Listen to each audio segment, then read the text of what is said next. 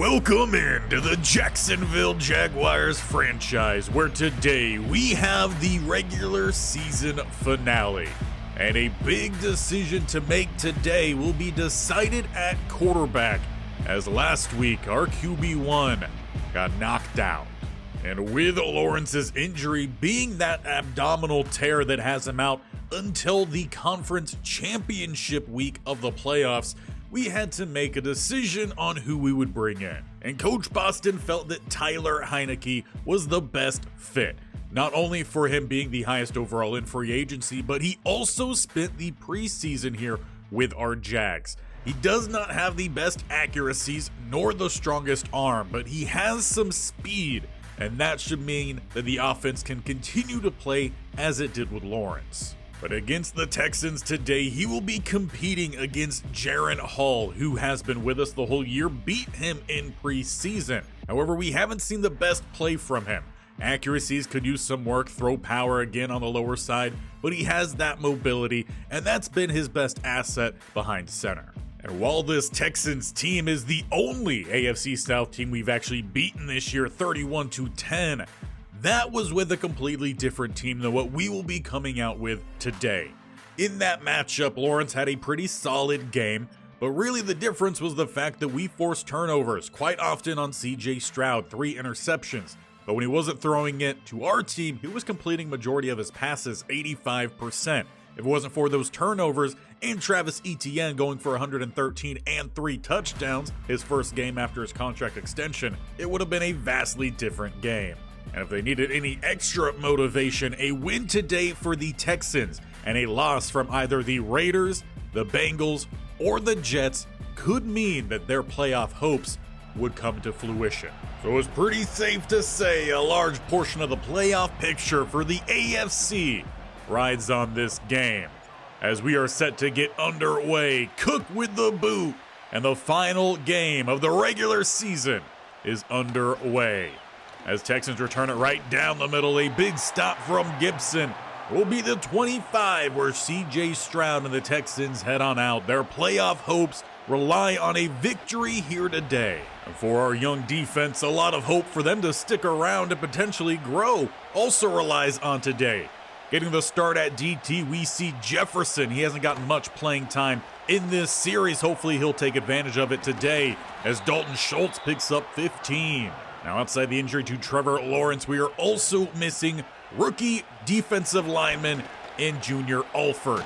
He is out with a practice injury, strained his back, so we're going to see a little bit more of Jefferson and Smith down the middle. As Mixon picks up a nice run to the outside, they look to go back his way, and it's Walker and Lloyd with the tackle. So far, the game has not been in the hands of CJ Stroud, just the one quick dump off to start the drive.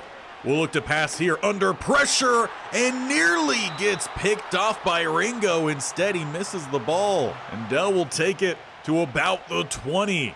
A huge miss there and almost a big opportunity for the Jaguars defense. An I form here, and play action goes Walker to the back corner and overthrowing Schultz. Oh, that was probably a good thing, as Johnson had contained underneath. Could have been another potential turnover opportunity. 2nd and 10, they will look to throw to the flat, and spinning off the tackle goes Schultz, chopped out by Jones. We'll leave the Texans with a 3rd and 3 here at the 14. They look to throw, finding Nico Collins, tripping over a couple defenders. And now Savage is down. Looks like he's holding that wrist or forearm. He'll head to the sideline for now. Now, this is a defense that is not very deep at the safety position. Wingard will have to play a little bit, has not played much at all this year. Mixon spins off the tackle. It's Jarrian Jones who brings him down, but it was Jefferson getting some playing time out there in the interior who nearly made the play. Again, getting his first start, and a broken up pass intended for Dell. Ringo makes the play. And we'll end up forcing a 3rd and goal. Jaguars trying to stand here inside their own 10. Rolling to the right-hand side goes CJ Stroud. Lloyd comes flying in to clean him up. It will be at the 7 for a 4th and goal, and most likely a field goal attempt. A great job from the starting linebacker to contain. Stroud nearly broke And with an opportunity to take the lead, Fairbairn will hit. Texans will take a 3-point advantage to end their first drive that took up about half the first quarter. Jaren Hall and the Jaguars will hit the field. 4 touchdowns, 2 interceptions for him on the year. And we'll see how much they look to air it out. But there are a lot of players on this offense who really just haven't seen the playing field much this year, and they're trying to see what they could do here late on. While also testing these quarterbacks as he finds Sexton. His first throw is complete. The rookie tight end taken in the first round for the Jaguars, back to tight end 1 these last 2 weeks as Tank Bigsby checks in, and they never got the second level blocks. Maybe picks up a gain of 1, but the offense is staying out on the field. It's a heavy set, the same look coming from the offense, and again they did not block the same linebacker. Harris right through the gap, stuffs it. It's a turnover on downs. I guess with the playoff picture wrapped up here for the Jaguars, really just coming down to seeding. They'll take those opportunities, see what the young guys can do. As under pressure, getting rid of it, though that was a backwards pass from what it looked like. Not sure how the rules stipulate that. If it is a backwards pass and it goes out of bounds, should that be a fumble and loss of yardage?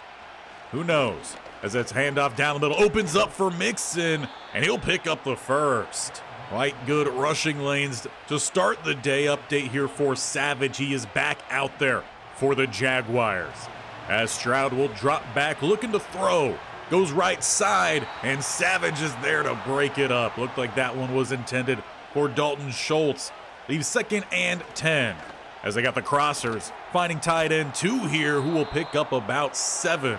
Some of the downfield throws have not quite been there, but the checkdowns have to start the day for the Texans, and with the 3rd and 3 falling right into their wheelhouse as they go play action. Open but dropped by their tight end, who just had that catch, gain of 7. Leaves them short on 3rd. There will be another field goal attempt here. This one from the 22. Fairbairn nailed it last time, and he'll nail it this time. It's 2 field goals to start the day for the Texans. A 4 and out for our Jaguars last time. Hall got to lead a much better drive here as Tank Bigsby takes it right down the middle. This time they get to that 2nd level. It pops off for a gain of about 9.5. They're going to mark him just short of the line to gain. Single high safety out there. Trips go to the left-hand side. And now throwing for Bigsby, making a nice catch on the run down to the 43. A good throw that time from Hall, who kept it nice and high away from any underlying linebackers. What should be the final play here of the first quarter. They go play action. Looking potentially for Sexton. He takes a big hit. A penalty comes in late, and it would have been holding either way. The rookie tackle and Luke Bacon the culprit, but it does stop the clock here. 1st and 22 seconds remaining, so we will get at least one more play this quarter, and it's nearly the same result as the previous. But we'll head to the break here, and Hall's going to have to recover after taking 2 big hits. It's 6-0 Texans in charge here, but with 2 drives that arguably should have ended in the end zone. As for our Jaguars, as we get the second quarter underway, they've got a long conversion they need to hit here in a couple plays if they are to find themselves into said end zone, and so far they can't get a pass out cleanly. They're trying to set up the halfback screen to Brown, and there just wasn't enough time. Instant rush down the middle. It is the normal starting offensive line outside the right tackle. A 3rd and 20. As they're looking downfield here for Washington, and it's through his hands. Good placement, though, from Hall. But it will just end up leading to a punt by the Jaguars. Taking over at the 12 will be the Houston Texans. Joe Mixon needing just 39 more rushing yards for 1,000 on the season. And with a long day ahead of us, he could very well find it if he's going to find most of it here. About a gain of 12. Really not seeing the line do much in stuffing the gaps, and the linebackers not flowing extremely cleanly. Hall, the rookie, did have a pretty solid game last week. Looking deep here for Schultz, and Savage gets mossed. What a play from the Stanford man, taking him to the opposite 40. But expect better play there from Savage. Of course, he is still nursing a little bit of that injury that he had to leave the game for earlier, but We know who their main guy is here, and that is Dalton Schultz. Getting the sack is Walker. About time, though. Stroud was standing right next to him for 3-4 seconds. And of course, Walker being one of the only real remaining primetime starters here out there for the defense, and need him to make those big plays. The 2nd and 16, they go back to Schultz, who will pick up 4. That'll leave them still needing 12 here on 3rd as they look to air out the ball. Everyone flooding the right side. They've got Dalton Schultz, and dropping it in is C.J. Stroud. And it's fun watching Dalton Schultz play. But arguably even more impressive was that throw from C.J. Stroud on the run under pressure. And it was a dot. But even then, Texans still finding their struggles as Campbell screaming around the edge. He blocks the PAT. It will remain 12-0. The biggest concern right now is the lack of any play coming from the offense. With 5:36 left in the first half, Hall's got to do something here. As Coach Boston already said that Taylor will be coming in the second half. Flag comes in as it's a drop from Sexton. Looks like we have another hold. This time, though, coming from the opposite tackle spot in Harrison. He's had quite a few this season. Make it 1st and 20 now back at the 10. As Hall's dropping back, he throws. It's tipped up and then dropped by Strange. A really bad miss there. Should have got the ball out a little bit cleaner. It's 2nd and 20. As they go with the end around, it's to Javon Baker, who couldn't hit the juke. Will keep the gain to a minimum. They mark it 3, so 3rd and 17. A spread empty look here for the Jaguars. They're going to make it a little bit easier, though, as they get the DT to jump early. Still not an extremely favorable position, but 3rd and 12, much better than 3rd and 17. At the 18, 2 tight ends to the right. Hall dropping back from under center, throws it out, and it's caught by Baker, but 2 yards shy. Daniil Hunter providing the pressure there that took some of the strength off that pass. They keep the offense out there. 4th and 2, they go weak eye. Tank Bigsby this time with a slight lane will convert. They tried that a couple times. That first possession did not pan out. Works this time. Offense goes into hurry up. Throwing to the right-hand side. Caught again by Baker. So far, they could hit the curl routes. Can they hit anything else? Safety walking down as the Jaguars stay in hurry up. Hall making the adjustments. As he'll look to throw downfield again for Baker. Nearly picked off Stingley. Terrific recovery speed there, as it looked like Baker did actually have a bit of a gap. Wasn't able to get the catch. 2nd and 10. This time they'll go to hand it off to Brown, who finds a nice crease. He's got the first down. They will go hurry up off of it, keeping 2 spread either side. Safety moving over to the right-hand side in Petrie, leaving a pretty lone left side of the field, which they get it out to Brown on the screen. He's angling with the first down, out about a gain of 13. Go for a nice drive here, orchestrated by Jaren Hall. They've just got to find the end zone. Some more single high coverage. Press on the left-hand side with Thomas. One of their best receivers out on the field. They're looking his way, and it's going to be a touchdown, Jaguars. Brian Thomas Jr. beat Lannister in the press coverage. Good ball there from home. Maybe could have been an extra yard or so downfield. Would have kept him clean at the end. But the Jaguars get on the board. A good drive coming in from Jaren Hall. But that will leave about 2.5 minutes left in this first half for C.J. Stroud and Joe Mixon. We'll see how much they'll look to run the ball, as they are still up by 5 points. Coming out with a heavy look, tight end in motion. We'll go to the right-hand side. Fullback back there as well. And down the middle goes Mixon with a nice lead block from the fullback. That moves him just another notch closer to hitting that 1K mark. With what should be the final play before the 2-minute warning, if they do look to snap it, which they will.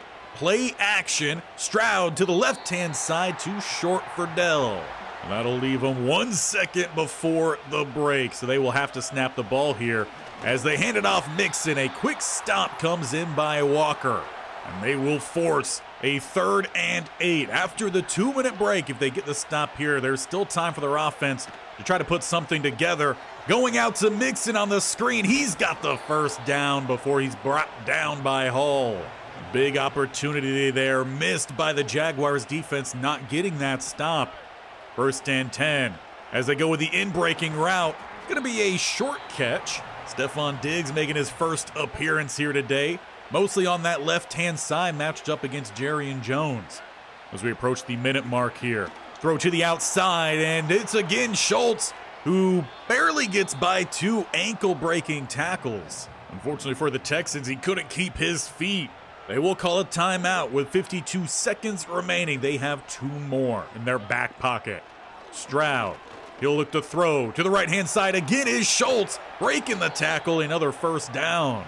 He is having no problems out there, no matter who the Jaguars put on him. Linebackers, safeties, corners, he's racking up the catches.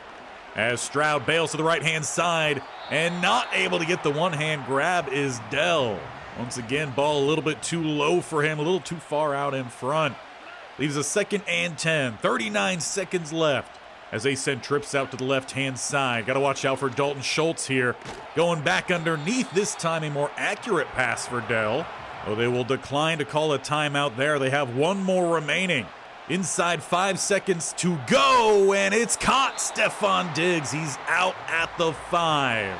Mitchell nearly getting the break on that ball. Stroud has had a couple close ones, but they will rely on Fairbairn yet again. A 3rd field goal is good. 15-7 as we head into the break. A close game here, and for the Houston Texans fans that have shown up here in Jacksonville, probably not too happy considering they are playing against what is essentially the 2nd team here of the Jaguars. The big question from that first half is Jaren Hall. Did he do enough? Well, we'll only be able to tell with how Heineke handles the second half at the break here. And getting close to the break in Tennessee. It is 21-14 as the Colts are up on the Titans. Going up north, the Packers, they host the Broncos and are losing 21-10. The 6-10 Broncos taking it to the 9-7 Packers. A whole second half there to sort that one out. And then for the final studio update, we have the Steelers and Bills. A close game there, both teams around 500. Currently, Steelers on top 10-7.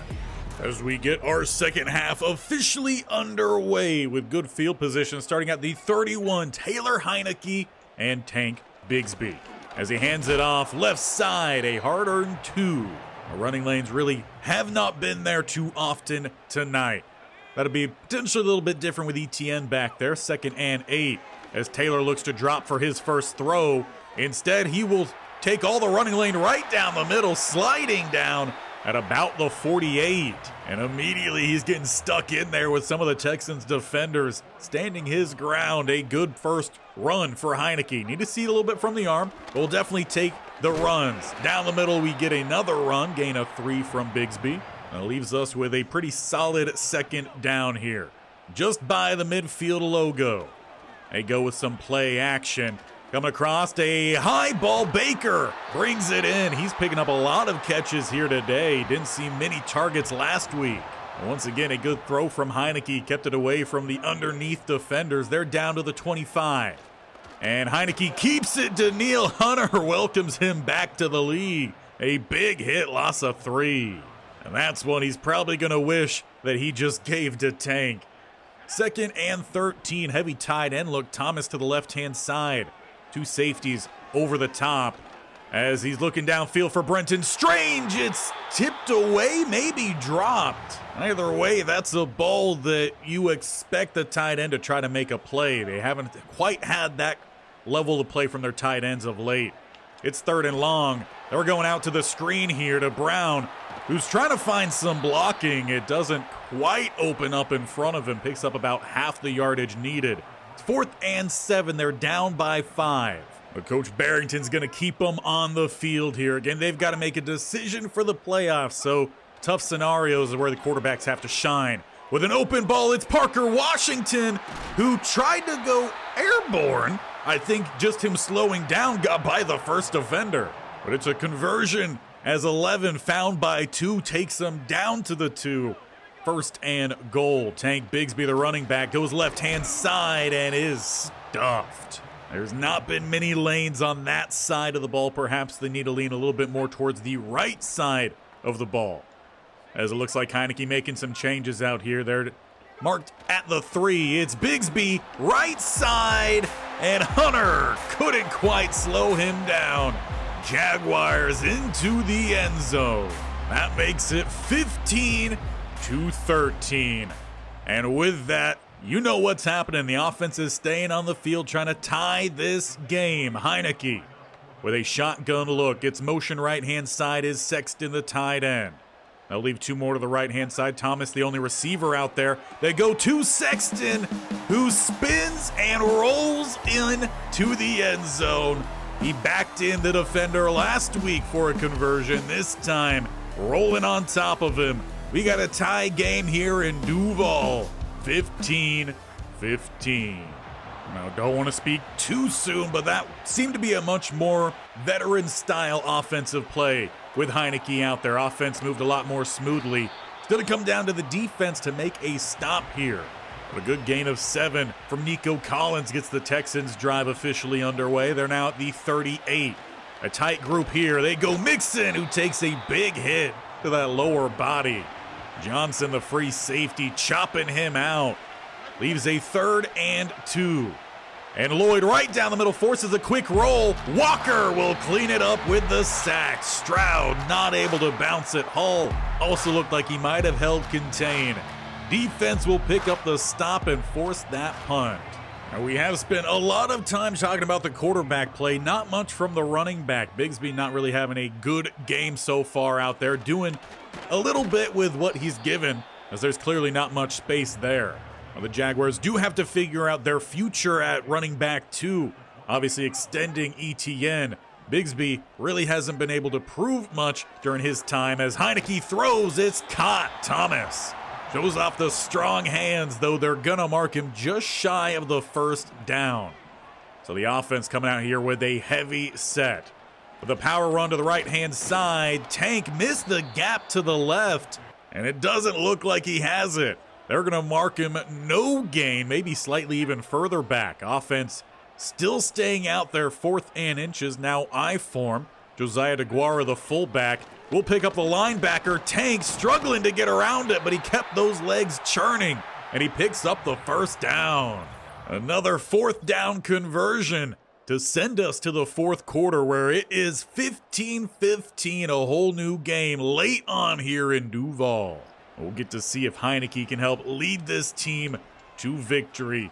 Starting at the 39 with a fresh set of downs. Heineke dropping back, he throws to the outside. He gets Sexton, who finds the only defender out in front of him.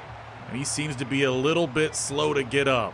Good news is, he bounces back up. That has been a concern for him so far his rookie year, has been injuries. Tank cuts back to the right-hand side, but gets slowed down near immediately. And we'll bring up a 3rd and 3 here for the Jaguars. At the 47, they need the 50 to convert. Heineke keeps it, barely gets around the DT, but he's got the 1st down to the opposite 46. That's a play straight out of the Lawrence playbook. They like to go with that on those 3rd and shorts.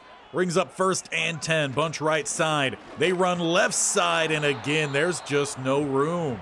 Al-Shaair gets the tackle, and it's 2nd and 11. They mark it a loss of 1.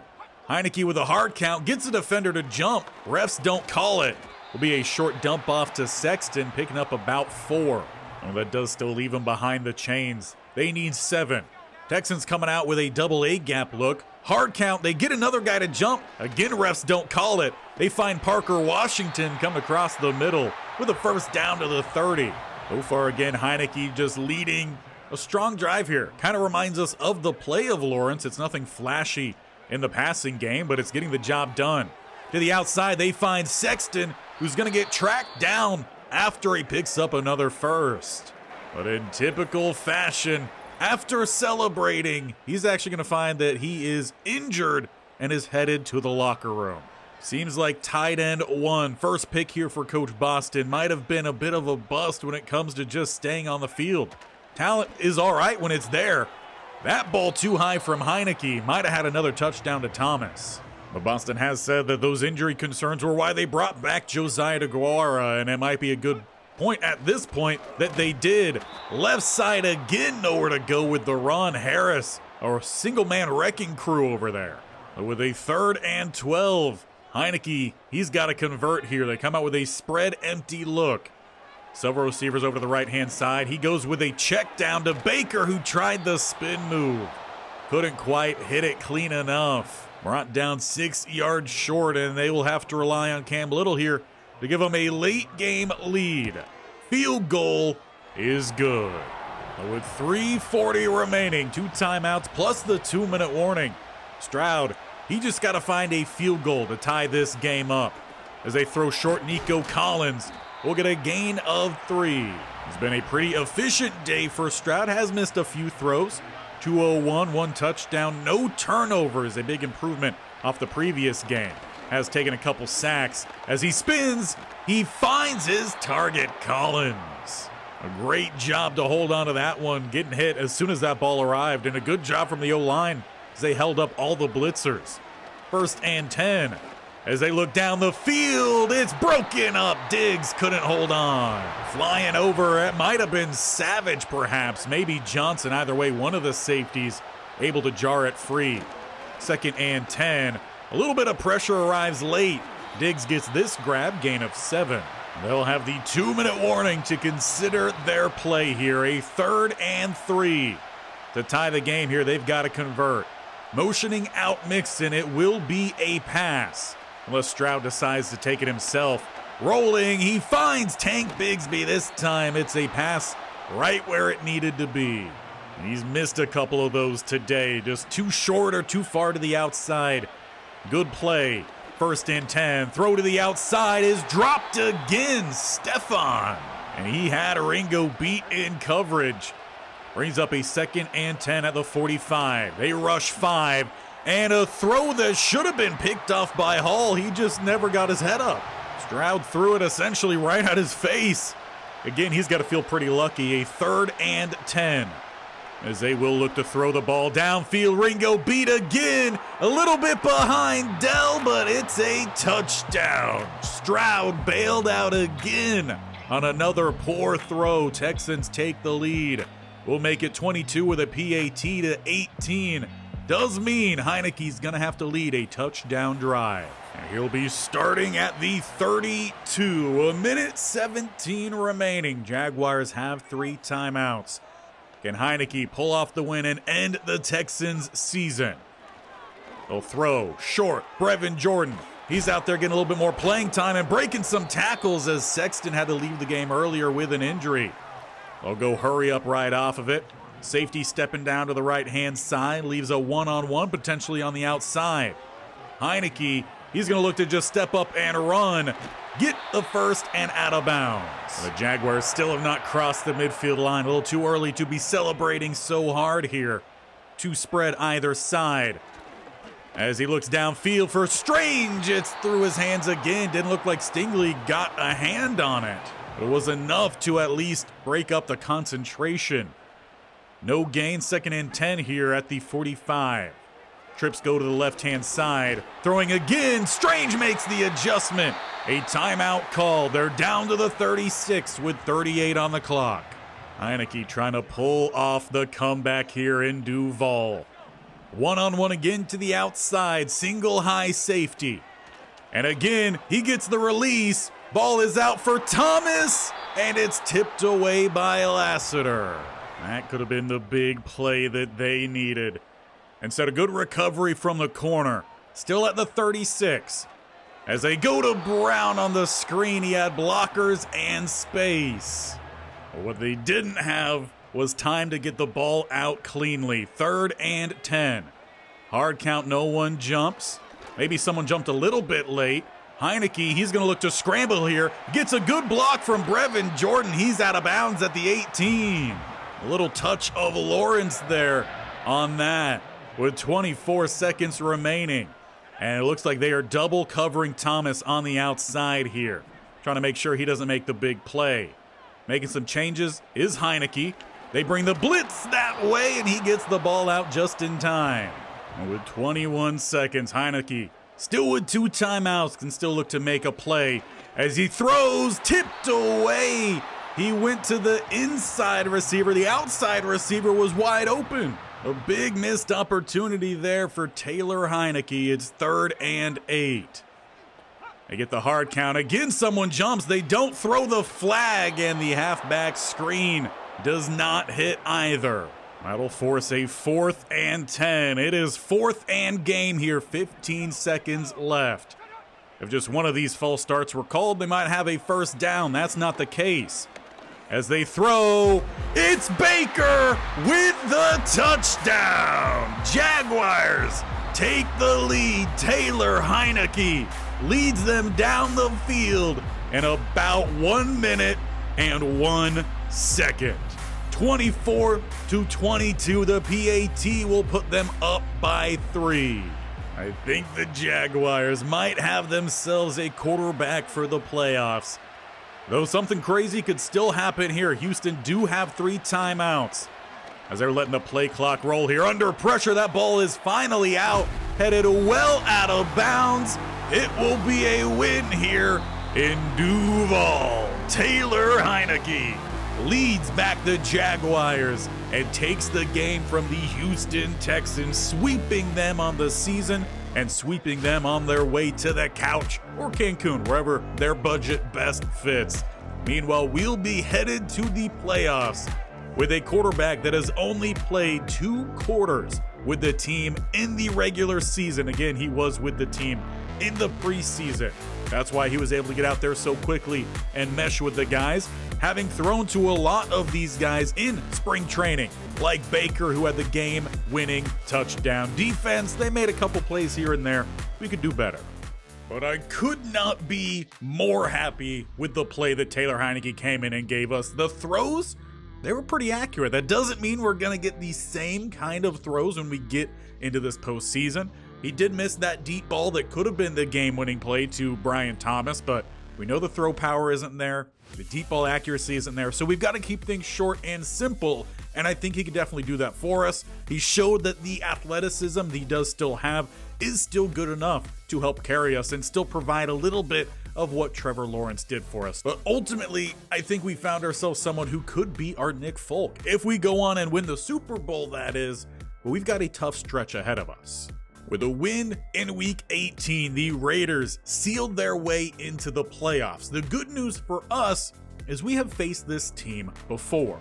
In Week 13 of the regular season, it was a 31-10 trouncing of said Raiders team in Duval, right where this game is set to take place in the postseason. Jaron Hall also played a little bit in this game, so he at least had a little bit of some experience with him, though again, we will be going with Taylor Heinicke. Lawrence, no touchdown, no interception, 57% complete, wasn't great. Gardner Minshew is their quarterback. We picked him off 3 times, he only completed 64%. Travis Etienne, he averaged 4 yards a carry, had 2 touchdowns. Lawrence was a big part in the running game. We might need a little bit of that from Heinicke. We stopped their running game pretty much altogether, though they did have success passing the ball. Trey Tucker, 3 grabs, 58 yards, and a touchdown. Jacoby Myers, 4 grabs, 50. They also did see a little bit from Brock Bowers, but ultimately we played a really good game, and we're going to get our starters back healthy. Or at least that's the case for most of them. Trevor Lawrence will not be back until the conference championship if we make it there. And with his season coming to an end, Maxwell Sexton, he ruptured a disc, I'm assuming on that celebration, pointed a little bit too hard and he threw out his back. He's now on IR, and that means that we probably still need to find someone at tight end who could elevate the team. Maxwell Sexton, with his injury concerns, seems to be capped at a tight end too. But we won't let that sour note stop us from celebrating. In 2 straight years, more like 1.5 years, under Coach Boston, the Jacksonville Jaguars have made it to the playoffs. We finished the number 3 seed. Kansas City, they go 13-4, take the 2. Baltimore goes 15-2. They're going to be a tough competition. It did not go too well for us last time we played them. We beat Kansas City. We beat the Buffalo Bills, who won the AFC East. We beat the Raiders. I don't think we played the Jets, but most of these AFC teams we have already beaten. So Hopefully that's on our side. Taylor Heineke set to lead us into the postseason as Travis Etienne returns to hopefully truly lead us in this postseason run. We will see you back here next time, as long as you hit that bell icon on the bottom right or scroll down at the sub button and tap that bell icon so you're notified when these videos go live. This series every single Tuesday and Thursday. As today is Tuesday, that means yesterday with the Stanford Cardinal was a really big postseason game. The conference championship to be Pac-12 champions. If you did not check that game out, make sure you do. And depending on how that game went, we may either have a really big playoff game tomorrow or perhaps a bowl game. Don't want to spoil anything on how yesterday's video went, but we've had some big games to start off this week. Hopefully more to come. We will see you then.